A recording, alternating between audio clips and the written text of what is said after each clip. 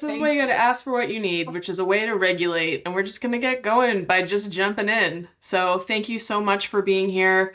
Like Dave said, we were invited to come and talk about students experiencing stress and anxiety in the classroom and some of the barriers to teaching. So we're so glad you're here. We have about 32 slides, and our hope and goal today is just to help understand the difference between stress and anxiety from the brain and the body. And then Dr. Finna is going to do her magic in weaving together T cell and creating conditions to support students. So we like to start off um, introducing ourselves. So this is me. This is my little self. I'm a former child and family therapist. I've been an LCSW for about 20 years. I have worked at ODE for the last 3 years, and I may have connected with some of you in person. Karen, you are looking familiar to me. I did some PD with you all right when I started, so really excited to be in a slightly different position now, focusing on educator workforce well-being. And my philosophy, as you will learn today, is that sharing is caring. And what I mean by that is that I want to just give you information. You get to decide how it works for you and when. But I just think let's give everyone the same information um, to support the greater good. All right. Good morning, everyone. I'm super duper excited to be with you, Dr. Finn. Um, I established myself as a wife, a mom, a daughter, a sister, an aunt. I'm from the South, so I will say auntie. I serve students and communities as an educator, advocate, mentor. I'm a partner, and I serve educators as a professional developer, a partner, a support base, and I'm also a cheerleader for our work. My work at OD focuses on building capacity for transformative social emotional learning in schools and districts across Oregon.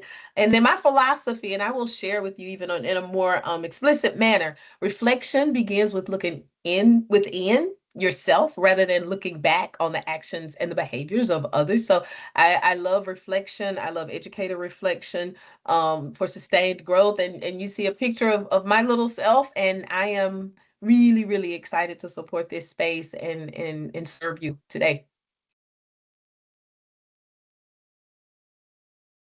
So we're going to open with an inclusive welcome and community connection. Like this is really deeply embedded in the way that we believe to develop and sustain relationships. I don't know if you're familiar with the Castle Three Signature practices. And if you are, then you are familiar with the inclusive welcome, engagement strategies, and an intentional close. So we're going to open up first. The inclusive welcome is welcome. Thank you for being here. Thank you for the work that you do. We want to honor that we're all in this space from different backgrounds, lived experiences, honor that we are showing up today with competing priorities, priorities at home, looking into the weekend, what's to come, what's ahead, sometimes thinking about what has happened, and showing up today with your curiosity. So welcome, welcome. And we truly want to show up and serve you. Our community connection activity, let's go back in the day, as we would say. Um, think of your younger self. You've seen the two pics of Nat and myself. Think of your younger self through a strengths-based lens. We're going to talk a lot about being strengths-based. What were your areas of strength and adorableness? How would you describe yourself as a student? And then what motivated and incentivized you? And we're 12 strong. We can use our chat. And if you'd like to come off mute and just kind of share out, and the invitation is for us to be interactive and collaborative. I grovel and beg for feedback and for interaction. I'll do it with students, I'll do it in this space. And I realize it's early on a Friday morning, but we want to make the most of this, and we definitely want to elevate all of our voices. Nat and I are pretty cool. However, collective voice, collective efficacy, collective wisdom is always better than the two of us. It's the containers of the knowledge.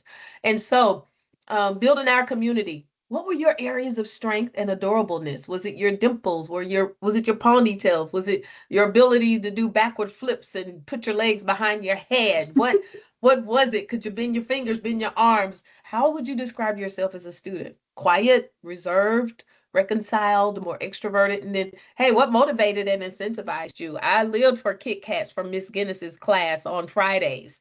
Um, so go ahead and start to let it rain in the chat, or feel free to come off mute, and we'll stay here for about 2 minutes.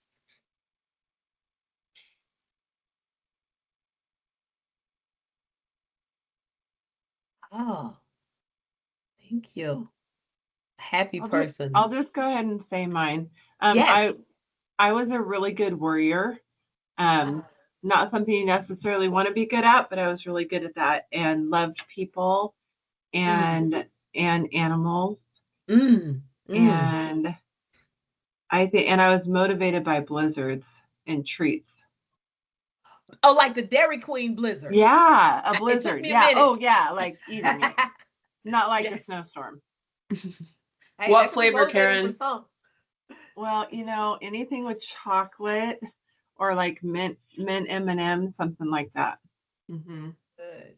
So good. Thank you. Thank you for jump starting us and being first. And thank you. I see Betsy, love people, happy person, love school. We want to elevate. Madeline, if I mispronounce your name, I'm going to apologize and I'm going to invite correction.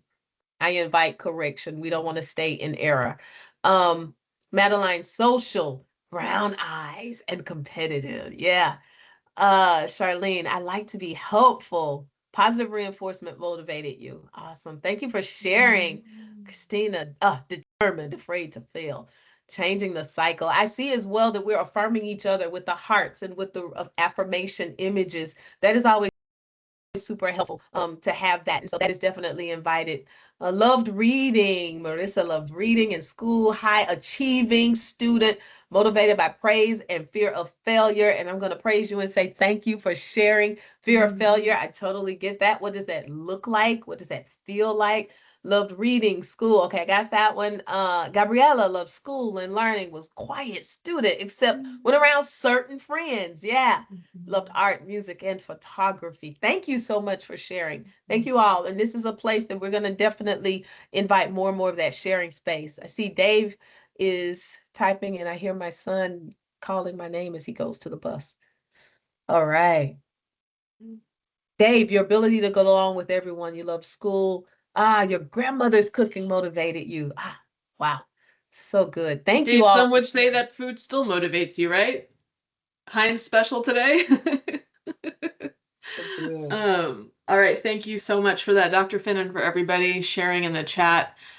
So helpful to think about ourselves and the little kids that still, exist in us somehow, right? They don't go away, they just get older. And so when we're talking about this sort of like the very human condition of stress and anxiety, it feels really helpful to center that really human part of us. So as I said earlier, here's our plan for today. I'm going to do the first part, which is going to sound very therapist-y, and then I'm going to hand it to Dr. Finn, and she'll integrate the more of the pedagogical, social emotional learning connections. Before we move forward, any questions or thoughts or things that you really, really want to make sure that we cover today?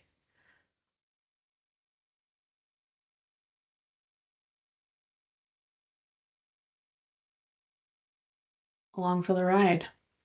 Amazing. Well, feel free to use the chat. Dave's gonna keep an eye on it. And I can say that for me, if you have a question while I'm speaking, please feel free to throw up a hand. Happy to answer questions as we go. All right, our first stop. I'd like to name that stress and anxiety are categorically different, and they have some things that are the same. So if we start with anxiety, this is something that about a third of teens report experiencing in their life, and it is categorized as being something that is persistent and excessive, and it's connected to worry, and some of that is connected to anxious thinking. Um, some examples of anxious thinking could be sort of black or white thinking, like all or nothing. Um, Labeling, like if I get an F on this test, then I'm a failure for life, right? So just some what I would maybe name in a gentle way as sort of thinking errors, right? Things that the stories that you're telling yourself that may or may not be true.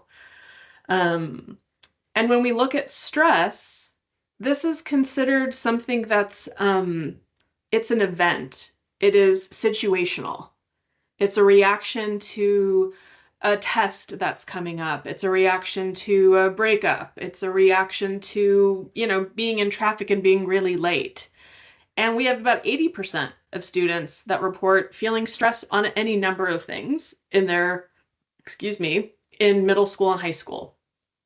For those of you that are elementary school teachers, we're actually doing this exact training afterwards, but focusing on younger elementary school age students. And so I want to name that we have good stress and bad stress, right? Not all stress is created equal.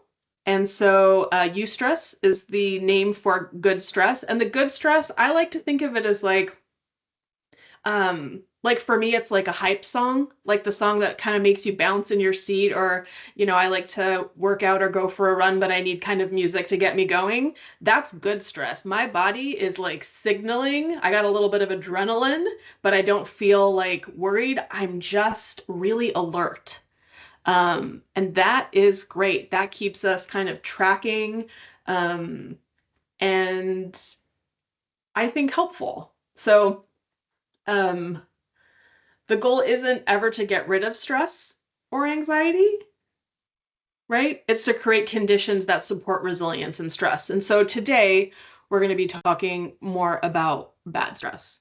And the reason we're talking about bad stress is I think that's what feels as close to anxiety as anything else. And so we're calling that distress, and it comes from perceived negative events that can occur often and for too long.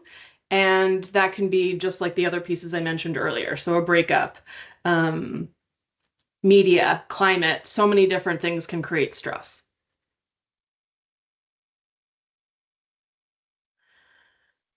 So what they have in common is that oftentimes our brain can't really tell the difference.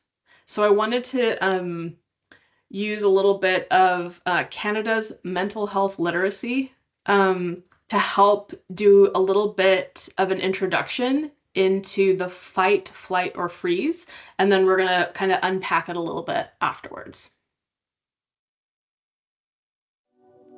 You know what anxiety feels like. We all do. Everyone experiences anxiety in some way or another. It's something that connects all of us together. Why we feel anxiety and what it really is, that may surprise you. Without anxiety, we'd all be in serious trouble. As soon as your brain senses you're in danger, a little piece of it, called the amygdala, kicks in. It gets your body ready to react. That could mean fight, run away, or shut down. It's called the fight, flight, or freeze response. This reaction goes back millions of years to our distant animal ancestors. Animals whose amygdalae were more sensitive to danger were more likely to stay alive and off the menu. Over millions of generations, this developed into the system we all know as anxiety.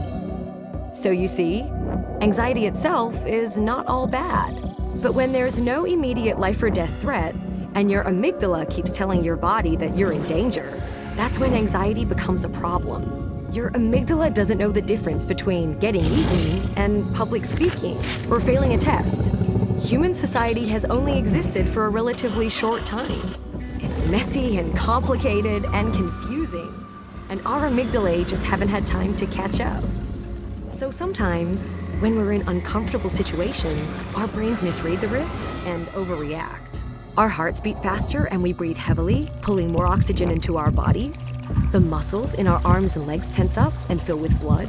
Our skin perspires to cool us down.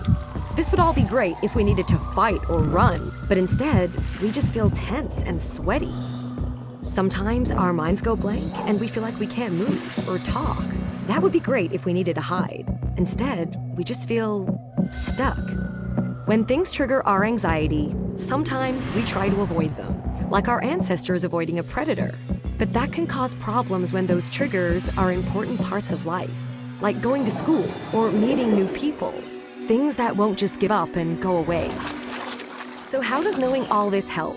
Well, it starts with remembering what's really going on. There's nothing physically wrong with you. It's just your amygdala trying to tell you it thinks you're in danger, even if it gets confused about how much danger you're really in. Understanding why we feel anxiety is an important step in learning to manage it.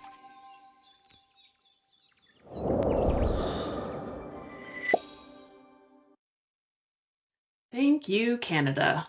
Um, that is from an amazing resource that I like to share with everybody. So, Providence has a website called Work to Be Well, and the two is as the number two, and they have so much resources, curriculum, PowerPoints on different emotions. And so, a lot of when I work with teachers or ESDs, I often direct them towards there just first to increase mental health literacy if it's not something that you have a ton of experience in. So um, I wanted to now get into a little bit of what the brain stress and anxiety, what we heard, right? Which is that our amygdala is a little bit out of date, like it hasn't really been updated. Um, and so our amygdala is doing exactly what it needs to do. But we're also not getting chased by lions, right? So the perceived threat, the thing that might be creating either stress or anxiety, our brain doesn't know the difference, right? So our limbic system is already turned on, and we have these like three pieces. Our amygdala is like our lookout, right? It's like scanning, is it whether it's perceived or real danger, it doesn't matter. Our amygdala will, if it gives our body the green light, our nervous system is activated. And also the prefrontal cortex, which is in charge of like how we regulate our feelings and behaviors. When you're a teenager, your prefrontal cortex is still developing. So that part of their brain is not even fully developed, which makes it even so much harder. And we, as grown people, we can also identify that sometimes it's really hard to stay regulated. So if a young person is experiencing that dysregulation, it's much more complicated for them than it is for us with our fully developed brains. 25-ish is now when they're saying the prefrontal cortex is fully finished, like firming up. So I like to share that because it feels helpful when we interpret behaviors of teenagers. And I live with a 14-year-old and I understand it all too well. They, I can be gaslit in my own home. They're very compelling, but just remember that their prefrontal cortex is still not fully formed. Um, so what does that mean for learning? Right? In the video, we saw the heart is beating, we're sweating, and our brain is got us in survival mode. And so maybe some of you have heard of Dr. Dan Siegel. He does the hand model of the brain. Um, this is the same as the brain slide, just a slightly bit different. So um, this is just to explain that once our stress hormones, which are both adrenaline and cortisol, when they kick in, our prefrontal cortex actually comes offline. So when we say our lid is flipped, have you guys heard that term before? Um, that's what's happening. It's literally the part of our brain that helps keep us regulated just decides to peace out. So we can't learn, right? We can't process, we can't absorb until we get signal to that amygdala that we're okay, which is why the space that we're in is so important, which is why reminding a student how to ground themselves or to do something sensory, something that brings them back into that felt sense of safety, right, is going to be the thing that helps that prefrontal cortex come back online. And then that's when the hippocampus and the amygdala and prefrontal cortex will start re-regulating once it's back online.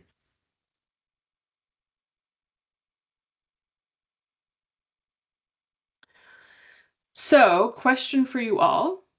What are the ways that stress and anxiety could show up and have been showing up in your classrooms?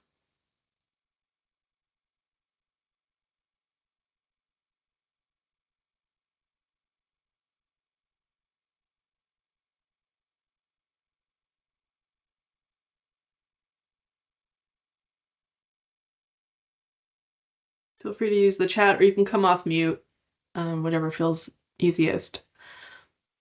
Students shut down and they don't work.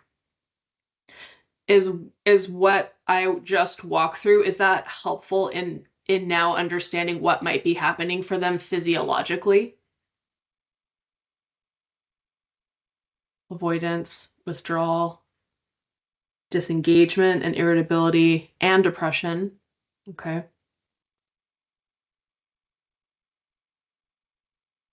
Mm.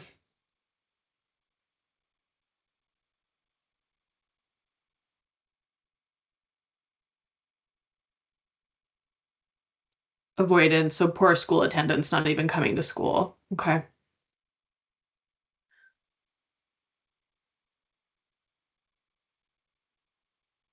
So I think what we typically see is disengagement and overwhelm. And if you don't possess the capacity to self-soothe, which let's be honest, if I am a student that has experienced complex and traumatic events for my whole life, do you suspect that my amygdala is going to be much more easily activated than a student that's lived a much more privileged, calmer life? Um, of course, that amygdala is going to be quick to say, we are in danger. We are in danger. Um, so that is, that's my section. I just want to tee up all sort of the behind the scenes, the brain, the body. And I'd like to pause for any questions, and then I'm going to hand it over to my colleague, Dr. Finn.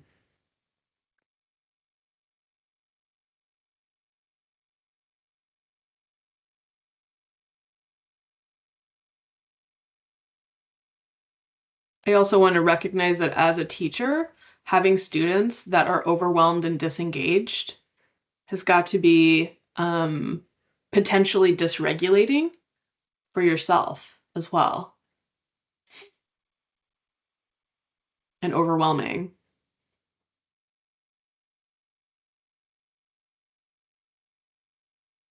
All right, I think we'll move on if that's all right. Okay. Right.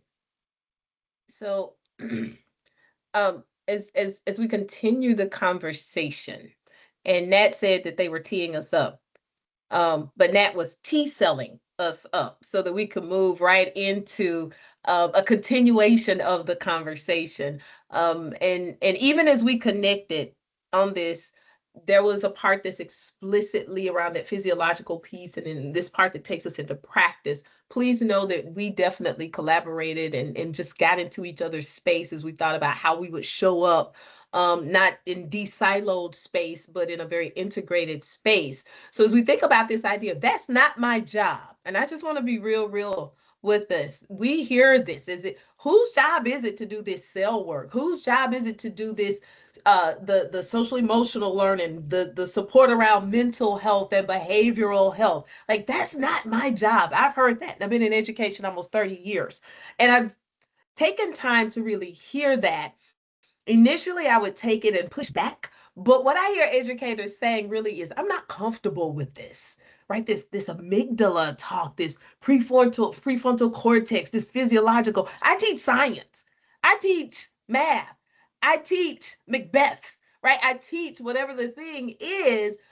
That's not my job, but I do what I do well. And the reality is, I think our educators were saying, I don't understand. And I'm not skilled in that area. I'm not Nat, right?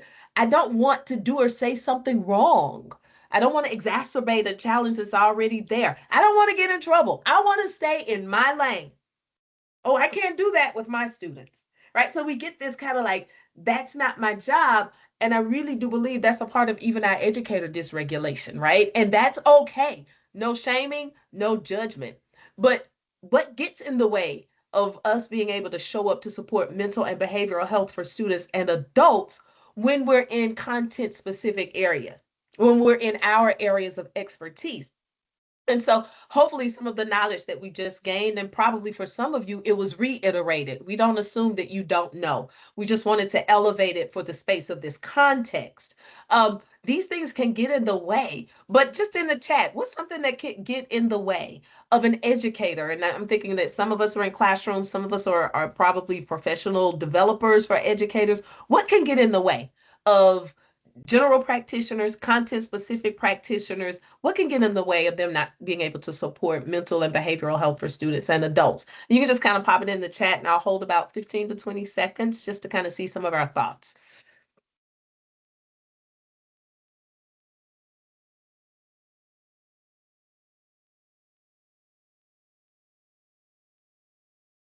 What can get in the way?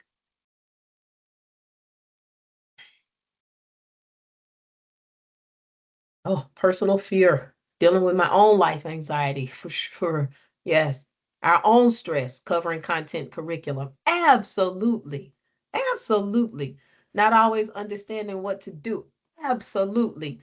No shame in any of this.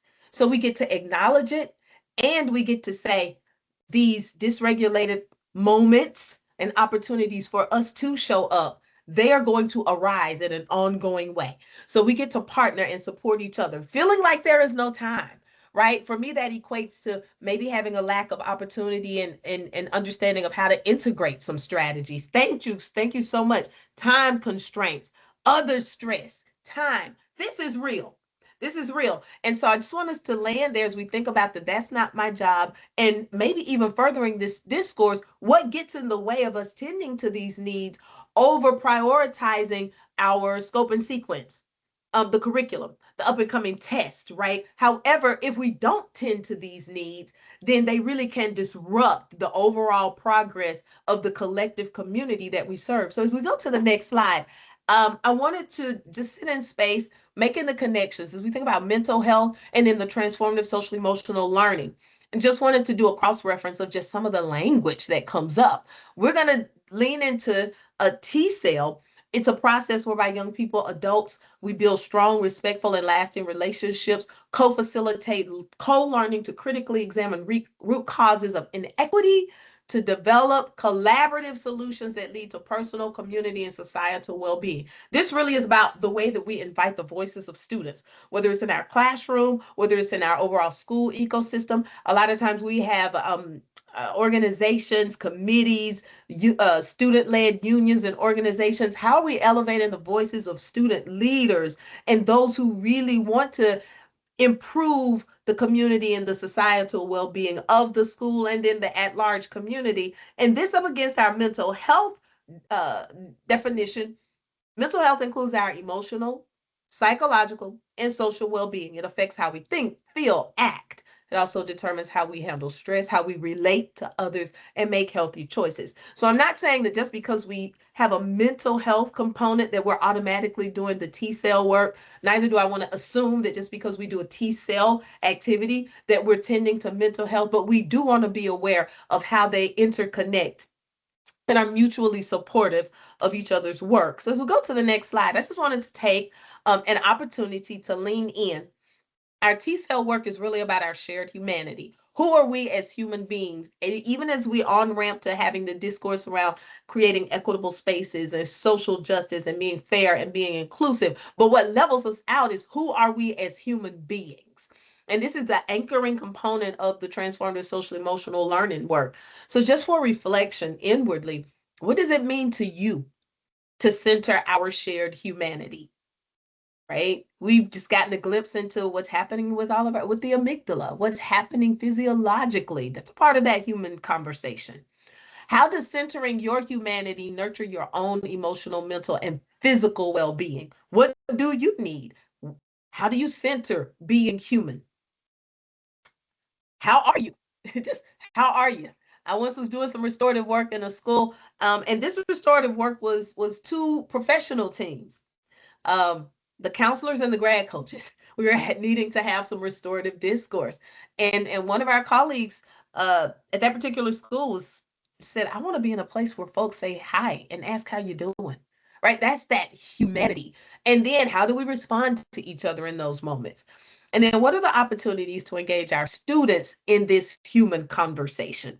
Like, what does that look like? How are we inviting our students to think of themselves in that humanity? And then what does that mean for them? Because we do have a lot of conversation around identity. I show up in this space as a Black woman. That is an identity. Those are identity markers for me. And guess what? I'm human first. So when I show up human first, I get to connect with everybody on this screen. Those of us who identify in that humanity. Now, those other identity markers that decorate and adorn us, that's where we get to be curious about each other. That's where we get to step into relationship and thinking about how do we create belonging. But the on ramp for that is having this beautiful discourse around what does it mean to be human, even with that kiddo that's dysregulated, that kiddo that's throwing the chair, that kiddo that's using the expletives, that kiddo that is showing up bearing grief and mourning loss in life. How do we engage them in the conversation? So as we move forward, just thinking about that humanity, what I wanted to share with you now in a space of just connection, because we're going to lean into what does it mean to be strengths-based. Being strengths-based does start with affirming who we are as human people, human beings. I've included our self-awareness and identity module just for you to consider as you walk through and start to think about elevating opportunities for students to dig into their own self-awareness, their own identity. And we want to remain strengths-based. However, at the onset of my career, and I started in education, I taught Japan for 3 years, from 93 to 96. I came back and then I taught elementary and have parlayed in and throughout multiple contexts and multiple levels of education. But a lot of my work, my advanced degree work was around educator reflective practice. So I want to be vulnerable. That was my beloved journal. I would write everything in that journal. Um, and I went through a space where I needed to grow because I was so deficit based. So I want to share with you a reading, or read to you something that I wrote April 15th in 2014. And this work is actually published. So it's out there, and it's a part of my larger work. But just hear my teacher brain, hear my teacher mind. And if any of this resonates with you, please don't judge me. I have grown and I continue to grow, but I don't mind being vulnerable, because this is real. So I wrote April 15th.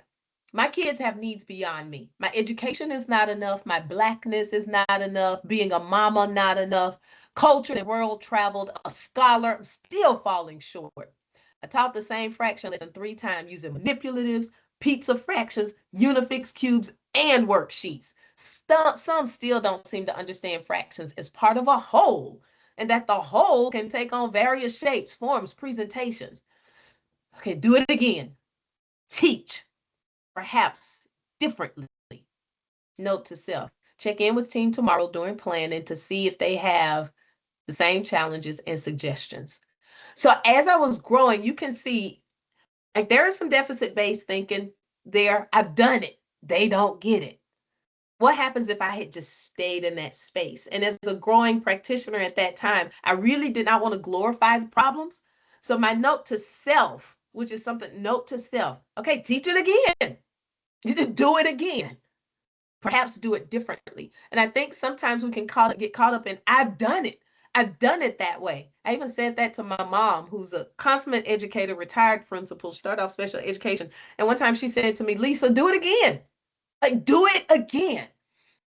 Dig in. The problem is not theirs, right? The privilege is mine. And what happens is if I've done everything that I know how to do, what do I get to do through a strengths-based lens? I get to check in with my team. Because if I'm the container of all the knowledge, then I need to check my biases. Why? Because I've deficitized everyone else because they did not align with the way that I knew how to do it. So I'm dysregulated, but have I been fair and just? What happens when we start to elevate each other's strengths? What Zylesia can't do, Nat can do. What Nat can't do, perhaps Dave can do. So how do we de-silo our work and open up our voices so that we can advocate for what we need so that we can better serve our students? Do it again. Check in. Are they having the same challenges? Are things going well in their class with this particular student and not in my class? Okay, what can I learn? On 416, this is what I write. And at this time, I was serving inner city in Atlanta public schools. This particular school, the students were Dobbs Elementary School, across the street from a cemetery, and around the corner from a federal penitentiary. That was the context of that particular school, Dobbs Elementary. And so, and predominantly Black school. That's why I reference my Blackness as not being enough, right? So sometimes we can talk about identity, and our abilities to support our students transcend identity markers. right? That can be an entry point to supporting and understanding students. And at the same time, if we stay there and not really understand their overall humanity, then we can become deficitizing. So that's what you see on when I was writing on that 15th entry. Now on the 16th, here I go. You can hear my teacher voice. You heard me. I am the adult. You are the child. I do not explain myself to children. I will not ask you, no, tell you again to do what we are doing. You are wasting paper. You're off task. You're doing your own thing. And when it's time to use paper to do your work, you won't have any because you've been doing origami all morning. You should be reading the story of the week like everyone else. It is not time for art or free time. Look around and tell me what everyone else is doing. I don't know if that resonates with you, if you've heard something similar to that. Essentially, you can see a deficit. You can see my frustration, my dysregulation. And there were times when I would take my classes and go back and listen to myself to elevate my own self awareness. I'm asserting myself as the adult. I'm asserting them as the child. What does that mean? What is that power dynamic, that positionality? What does that do? Does it further the goal? And I'm telling them, look around, look at what everybody else is doing. Now, while I want there to be some synchronicity in the class, that feels very deficitizing and calling them out as opposed to calling them in with some compassion and grace. So as I look back on this, and if we had time to unpack it, like what could be going on? What could we do? What could I have said to get the meaning over in a way that really does elevate the student? And so I don't know if you have any reactions to this. Feel free in the chat if you have a reaction or if it kind of resonates with you or if you've seen or heard something similarly. Feel free to comment. I am an open book, and if this helps us to kind of deepen our own reflection and to think about ways that we can interrupt and be more strengths based, I'm okay with that. I'm better. I am better and growing every day in this work. So as we think about this, self-reflection for growth, what are your reflection opportunities so that you can dig into your own practices for spaces of hope? Because we cannot always control, and I say that loosely, our children. We cannot always, but what can we control in this space? In these journal entries, when I looked back, what was in my locus of control? What is the language that I could have used? What was I trying to elicit in the students? What types of responses? Was I meeting my goals? So as we go to the next slide, and again, if you want to, feel free at any time, feel free to comment. Our organ transformative SEL framework. T-cell comes to complete and complement the work that you're already doing, not to compete with it. Essentially, in my previous slide with those journal entries, I enacted social emotional learning. And we were doing it in Georgia. But before we were even doing it, I had to have a come to myself moment to say, what do my students need within this context? And so ours started off with morning meetings and connections and really digging into relationships. And eventually I would understand more about social emotional learning as a discipline. So when I hear folks say we don't have time for SEL, I'm like, what are you doing? Social emotional learning comes to help create some conditions to support that work that you're already doing so that it's integrated. How are we being culturally responsive, community responsive, strengths based, trauma informed, and then grounded in science and the science of the brain? We just got a piece of that this morning, that physiological piece. What are we doing? What are the words that we're using? What's the language that we're unwrapping with students? Even when we have the opportunity to call in a dysregulated student, what does that look like? So these are our guiding principles. Then our adult T cell is super critical to this work. We want adults to be regulated, not just so that we can help regulate students. We want to be regulated because we need to be healthy. We need to be able to access well-being for ourselves, for our immediate families, for those that we love, and for those that we get to serve. So that adult T cell is critical. If we could click again, we see the student social emotional learning is at the heart of all of this work. And then we're constantly thinking about the conditions that we need for learning and for thriving. I can imagine that IMESD, Intermountain, I'm sure that they sat and planned. And what they were doing was not just planning and having a strategic action for today, they were thinking, what are the conditions that we need to help sustain and nurture the learning experiences that we want to offer to our educators? So are we not constantly thinking about how do we create conditions? And if we're not thinking about those conditions, then now is a wonderful time to start thinking, what do I need to do? What are the conditions that I need for this lesson to land in the most dynamic way? For leaders in their schools, what are the conditions that we need so that adults can show up healthily and feeling safeguarded and protected and feeling esteemed in the work that they do? Do we need some condition setting, some norm setting? What do we need? And so those are conversations that we get to have. As we go to the next slide, thinking about this T cell work, this is an activity that I definitely would love to see as we talk about with our secondary students, the inner, the outer mask, helping them through that human discourse. And this is an activity that's included in our Oregon Instructional Learning Framework site that has an abundance of tools and resources. I just wanted to call this one forth because we are inner and outer. Right? There are things happening in this moment inwardly, even with me, that you don't see, you don't know. There are things happening with you within you inwardly, maybe some complexities, some moments of confusion, some moments of intrepidation, some spaces of joy and pride I don't see. So that's that inner space. And so as we think about understanding that we're both and how do we share that? And then how do we advocate for those needs? There are things that we can see outwardly representing qualities and those emotions, the traits, the things that you readily show to others. And then there are those things that we incubate, and that is okay. That is honorable. However, we don't want our students to feel like they have to incubate and hide because of fear, because of shame, because of humiliation. So once we start to have opportunities to unpack and have discourse, then our students start we get to dispel this idea that I'm awkward, that I'm weird, that I'm an exceptionality in a negative context. We get to lean into this holistic approach for supporting human growth. So I offered this activity just as something for you to think about in ways that you can unpack and create opportunity and space to give language and to give our students opportunities to share their own stories around this idea of inner self, outer self, and how do we mask and what does that masking do for our mental health? As we go to the next slide, I wanted to elevate for us, there are misconceptions about social emotional learning. I don't know if any of these misconceptions ring true for you. If you heard any of them, feel free to put them in the chat.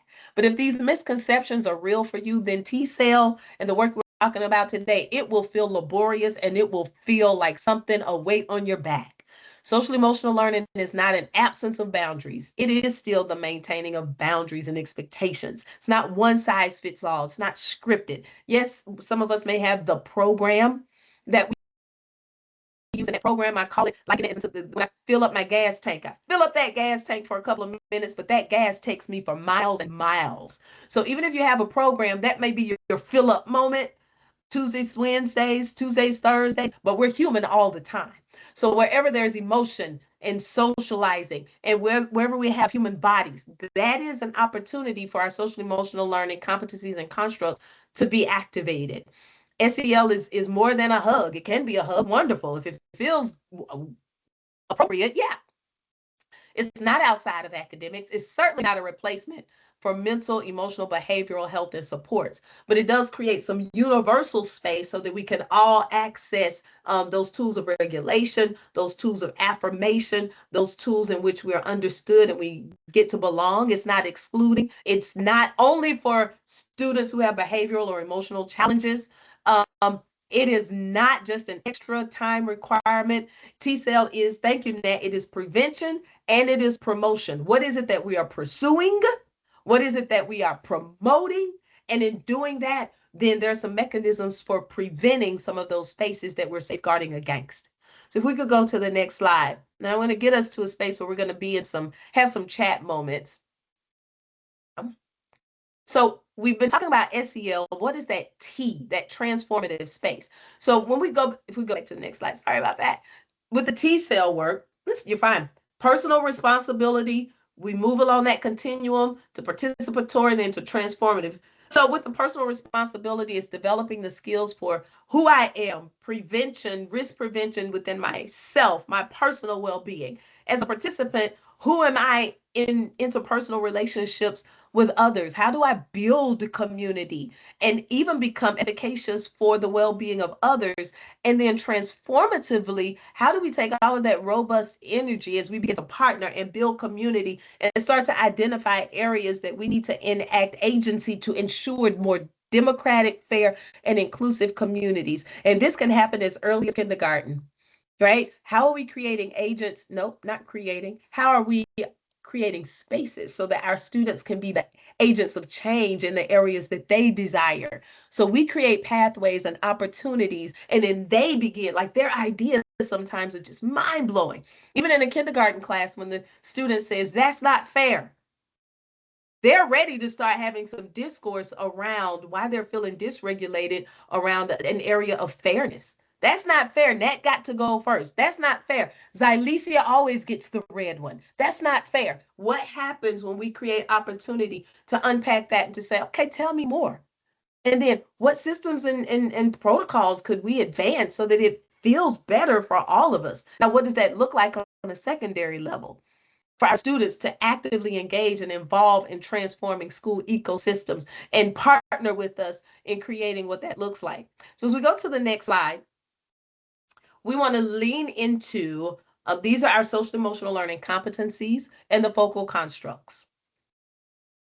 Self-awareness and identity, self-management, agency, social awareness, belonging, relationship skills leading into collaborative problem solving, responsible decision making, and curiosity. What I'd like for you to do is just think about a lesson that maybe you recently taught or PD that you recently led.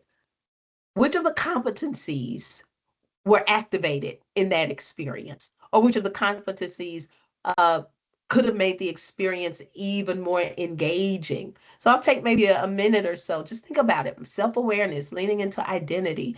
Who am I? What are my goals? My identity showing up. Um, how do I show up? Self-management, not just being quiet. How do I manage my resources? How do I manage my time? How do I set goals and create pathways to achieve those goals? Agency, how can I enact change transformatively? How do I help others? How do I sustain and nurture systems that create well-being? Social awareness, belonging. What's a lesson maybe that you've taught or conversation that you've had, and which of the competencies came up for you in relation to students? Relationship skills. We need relationship skills when we have students turn and talk, turn and share. Are we activating curiosity?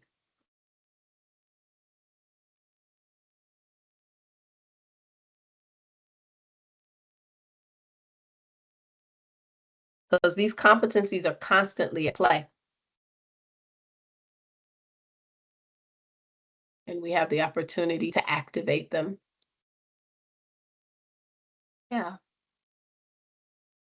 Talking with seniors, why do you want to finish high school? I could see in that conversation that being self-management. I could see that being self-awareness. Why do you want my identity? Who am I in this moment? Right? Those are skills that are, I see your curiosity, curiosity being activated. We get to give it language. We get to give it breath. Yeah. Why do you want to finish high school? Digging in. What does that mean? I bet that was a powerful conversation. Thank you, Betsy. Anyone else? Okay. We could go to the next slide. So as we think about our T-cell framework, we have guiding principles. And I've shared with you those guiding principles, but we also lean into how do we create these conditions for thriving? How do we create thriving learning environments? And that would be my question even for you. How do you create thriving learning environments for adults or for students with intentionality, right? With intentionality, how are we creating those conditions for thriving? If we could go to the next slide. And I'm going to move us into, okay, yeah, and we've outlined these as some practices, conditions for learning and thriving, some things that you can think about, live into, cultivating authentic partnerships. How do we partner with students? A lot of times we start to think about community partners. We start to think about other adults and families, but our students are super viable partners in helping us to create the environments that we want to create. They can help co-construct the environment that cultivates community and well-being. So this, I want to go to the next slide because we're going to come back to this particular slide. If we can go to the next slide, Nat, and I want to. Dr. Finn, can I just say one quick thing? Yes, yes. When I think about focusing on creating trusting relationships, I think about that co-regulation piece, particularly with our students that are still struggling with that hyperactive amygdala where they just really can't settle. And sometimes even a teacher who can help take breaths with them or coach them to wiggle their toes in their shoes, that is only going to happen with trusting relationships and an environment where they feel safe to try that. So sorry, I just No, that's perfect. That's perfect. And we're going to see these come up again in another tool that I want to leave with you. So let's get into this, partnering with students. Let's share the load of the leadership and the privileges of progress. So this is Dear Teacher. These are, I think, predominantly primary level students. However, what might this look like and sound like secondary, and how does it connect with your work and the students that you serve? Here we go. Dear Teacher. Dear teacher, I know it doesn't always seem like it, but I really do want to listen and learn. It's just my brain is kind of different. So this is what I'd like you to know about me. I have to move, or I really can't pay attention. Even though I'm not looking at you, I can still listen to what you're saying. If you tell me, sit up straight, now I have to use all of my brain to do just that. It makes me feel sad when you tell me to try harder, even though I've already tried as hard as I can. I actually listen better when I'm rocking in my chair. When you give me a bunch of directions, I start to think, I will never remember all of this. Sometimes my mom or dad ends up doing all of my homework. So here's how you could maybe help. Let me get up and move while I'm learning. Let me look wherever I want when you talk to me. Let me rock or slouch in my chair. No matter what, please don't take away my recess. Give me a hug I could do all by myself. Make directions very short. Just ask me, what does your brain need right now? And one more thing. My brain might be different than yours, but it's still amazing. Sincerely, your student. Your student. Your student. Your student. So that particular video, it inspires me when I think about your student. And I think about how our students are showing up in this space as partners and as advocates for their need. So we wanted to have some opportunities for reflection. I don't know, do we want to do breakouts for like about 6 minutes or so? Do we have breakout capacity, or what does that feel like? I don't know if we're all in. I could give that a try. Not the most proficient at setting that up, but I can give it a go with my life. We'll give it a go for just a few minutes. So we have a reflection opportunity one. So we're going to try the breakout, and in that one, you all could focus on this option one, Dear Teacher, or we have reflection opportunity two, which has a tool that's included on our Oregon Instructional Learning Framework. If you go to the next slide, the co-creating the conditions for adult and student thriving. I've linked that tool.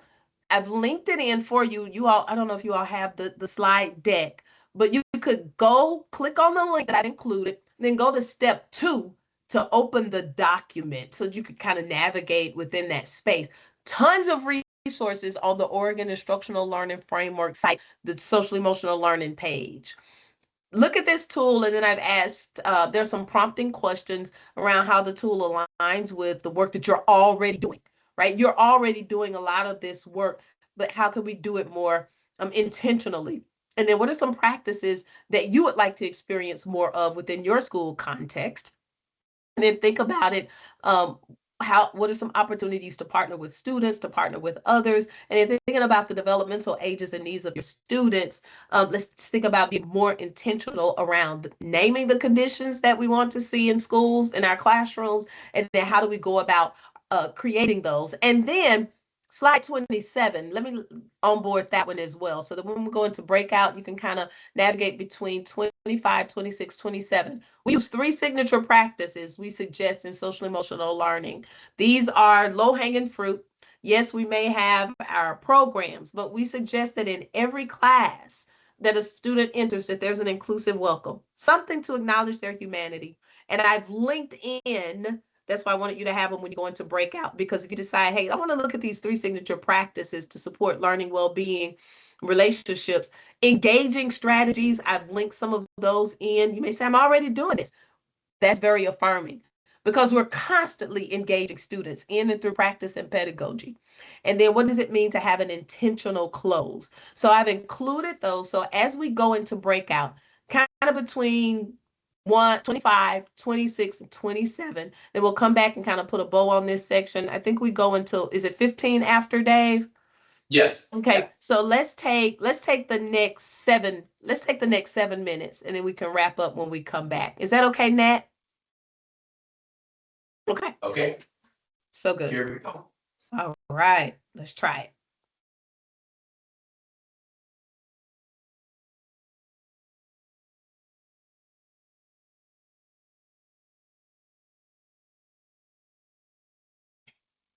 Maybe, kind of. Here we go. Okay. View the rooms and choose the one you want to join. All right.